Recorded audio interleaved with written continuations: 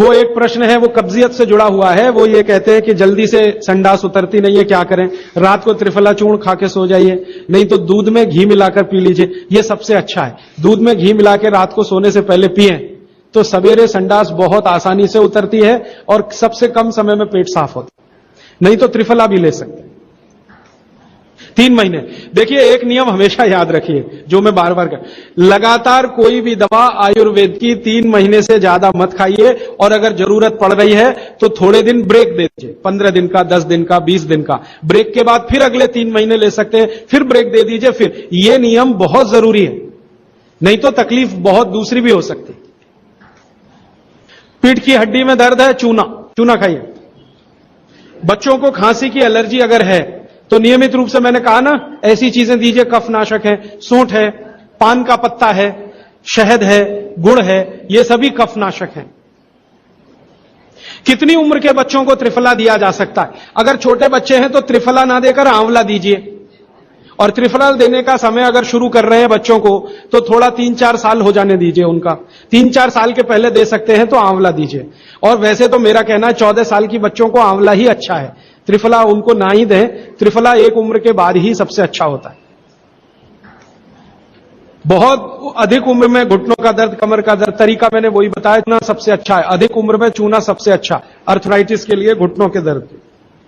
एड़ी का दर्द और कोहनी का दर्द तो ऐसे ही मिट जाएगा जब पानी घूट घूट पीने लगेगी। जल्दी भूल जाए, स्मरण शक्ति कम हो, गाय का घी नाक में डालना सोते समय। नींद जल्दी ना आए तो क्या करना? गाय का घी नाक में डाल के सोना। हां, एक बहुत इंटरेस्टिंग प्रश्न आया, वो पहले दिन का जो मेरा व्याख्यान था कि फ्रिज का क्या करें, तो मैंने तो बोला था कि ये बंद कर दें। अगर आपका दिल नहीं मानता बंद करने के लिए, क्योंकि मैंने कहा ना, हिंदुस्तानियों में एक बुरी आदत है कचरे को इकट्ठा करने की। घर में डिब्बे इतने इकट्ठे रहते हैं, तू पड़े रहते हैं, फेंकते नहीं। हमें हमेशा ये सोचते कभी काम आएंगे, कभी काम आएंगे, तो ये चक्कर घुस गया। अब पता नहीं ये अंग्रेजों के समय से आया या पुराना। तो फ्रिज भी वैसी ही कोई चीज है। तो एक बहन ने या किसी ने सवाल ये लिख के भेजा है कि फ्रिज में से हमने सब्जी निकाल के 48 मिनट रख दी, तो अब उपयोग कर सकते हैं? हां, कर सकते हैं। उसको शायद ये बात अच्छे से समझ में आई। वो 48 मिनट का जो किस्सा मैंने बताया ना, तो वो चाहती नहीं है कि फ्रिज घर के बाहर जाए, किसी तरह इसका उपयोग होता रहे। तो ये मजबूरी का खेल है, लेकिन कर लीजिए कि आप कुछ भी जो रखा है फ्रिज में, अगर उसको पकाना चाहते हैं, खाना चाहते हैं, तो निकाल के 48 मिनट रख दीजिए, फिर उसका उपयोग कर लीजिए सब्जी के रूप में। नहीं तो एक चीज मत करिए कभी भी, कोई भी चीज एक बार गर्म करके आपने फ्रिज में रखी तो दोबारा गर्म मत करिए। वो दूध हो या सब्जी हो या दाल हो, करिए ही मत। क्या करना? निकाल के रख दीजिए, 48-50 मिनट रखी रहे, वो अपने आप थोड़ी गर्म हो जाएगी प्रकृति की गर्मी से, फिर वही खा लीजिए। गर्म तो दोबारा बिल्कुल मत करिए। फ्रिज के दूध को दोबारा गर्म कभी मत करिए, फ्रिज की दाल को दोबारा गर्म कभी मत करिए, फ्रिज की सब्जियों को दोबारा गर्म मत करिए। चटनी भी फ्रिज में से निकाल के रख के खाइए। दही भी फ्रिज में दही रख देते हैं, 48 मिनट रखा रहने दीजिए, फिर आप उसका उपयोग करिए, तुरंत निकाल के और छाछ बना के, वो बिल्कुल मत करिए।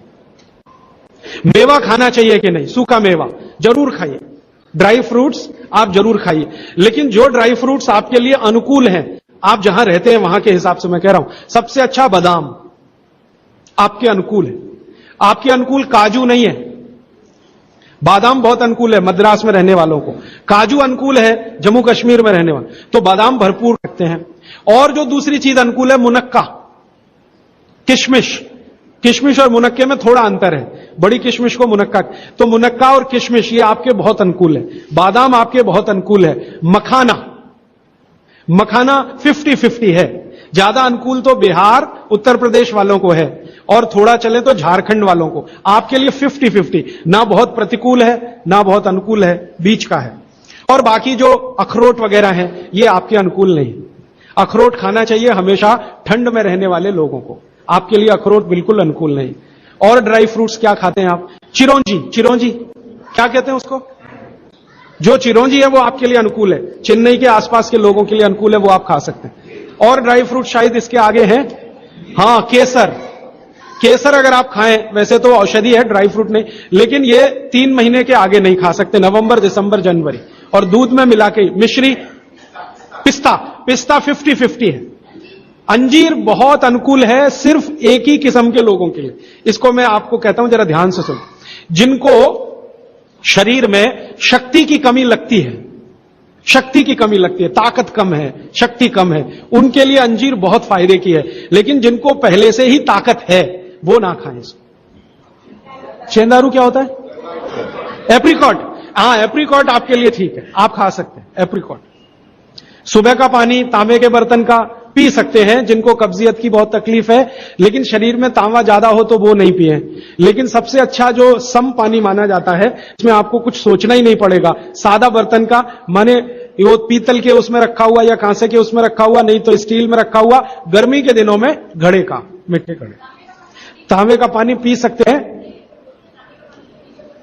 हाँ, क्योंकि कुचालक है ना लकड़ी, और तांबा बहुत ज्यादा सुचालक है। एक होता है कंडक्टर और एक बैड कंडक्टर।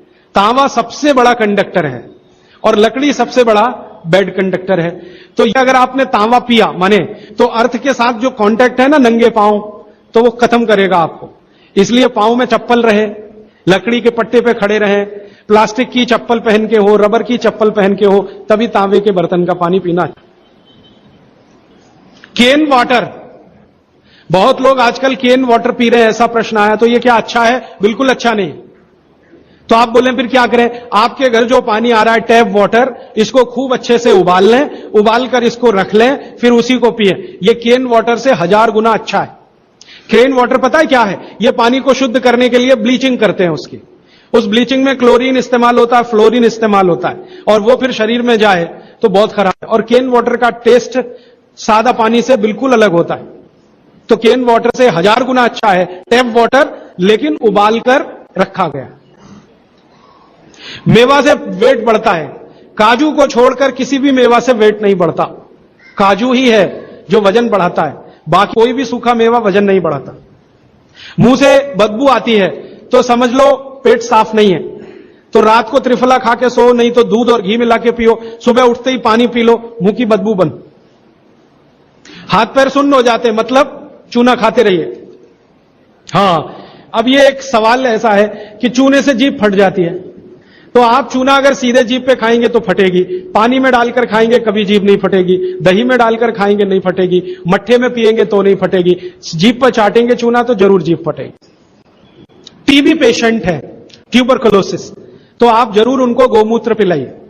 अगर खाली गोमूत्र, शुद्ध गोमूत्र, अर्क नहीं, खाली गोमूत्र आपने पिला दिया तो 3 से 4 महीने में टीबी जड़ से ठीक होती है। दही में, या तो छाछ में, या तो पानी में, नहीं तो पान में। चूना ये पान में जो खाते हैं वो ही।